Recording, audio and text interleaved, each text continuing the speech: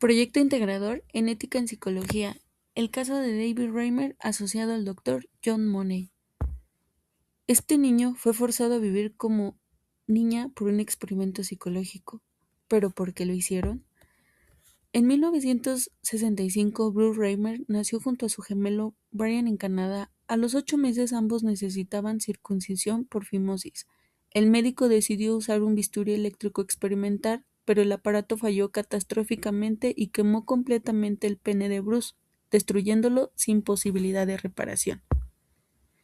Desesperados, sus padres adolescentes conocieron al doctor John Money, quien prometió una solución radical y fue la de criar a Bruce como una niña. Money creía que el género se aprendía y no se nacía con él, y aquí tenía un experimento perfecto, un niño dañado y su gemelo como grupo de control. A los 22 meses, Bruce se convirtió en Brenda. Le extirparon los testículos, le dieron hormonas femeninas y vestidos como volantes. Durante años, Money publicó el caso como un éxito rotundo, escribió libros, apareció en televisión y presumía de que había demostrado de que el género era solo educación y el mundo científico lo estaba celebrando. Pero había un secreto oscuro. En las sesiones terapéuticas, Money forzaba a los gemelos a simular actos sexuales entre ellos. Lo justificaba como juegos necesarios para la identidad de género. Brenda nunca se sintió niña. Prefería trepar árboles que jugar con muñecas. Cuando un chico le dio un beso, le disgustó profundamente. Sus padres Jane y Ron vivían aterrorizados. Sabían que Brenda sufría, pero confiaban en el doctor Money. A los 13 años, tras múltiples intentos de suicidio, Brenda amenazó con quitarse la vida si la llevaban una vez más con el doctor Money, y sus padres finalmente le contaron la verdad. A los 15 años, Brenda se convirtió en David, se sometió a una mastectomía, inyecciones de testosterona y reconstrucción de pene. Se terminó casando con Jane Fontaine, adoptó 3 hijos y trabajó en un matadero. Durante años pareció haber encontrado la paz. En 1997, el sexólogo Milton Diamond convenció a David de contar su historia para evitar que otros niños sufrieran lo mismo. Apareció en el programa de Oprah y se escribieron libros sobre él.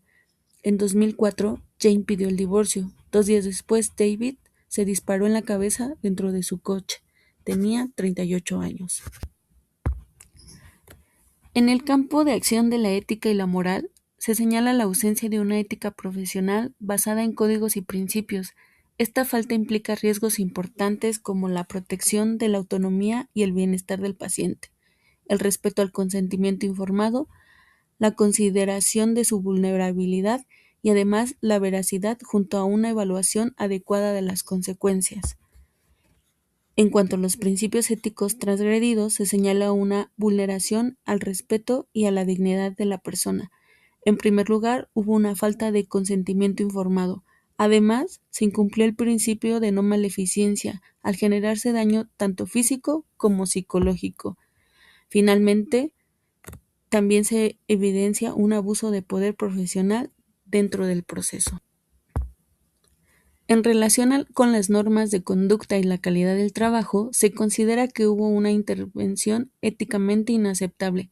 Por un lado, se utilizó al menor como objeto experimental y además se evidenció una falta de responsabilidad profesional y al mismo tiempo una clara ausencia de sensibilidad humana en el proceso. En cuanto a las consecuencias para el paciente y su familia, se presentó una depresión severa como uno de los efectos más graves. Además, hubo confusión de identidad y un profundo trauma psicológico. A esto se sumó una ruptura familiar y finalmente un impacto social negativo que afectó su entorno y en su vida en general.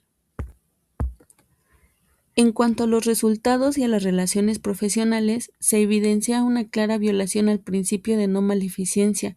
En primer lugar, hubo una negación de autonomía del paciente.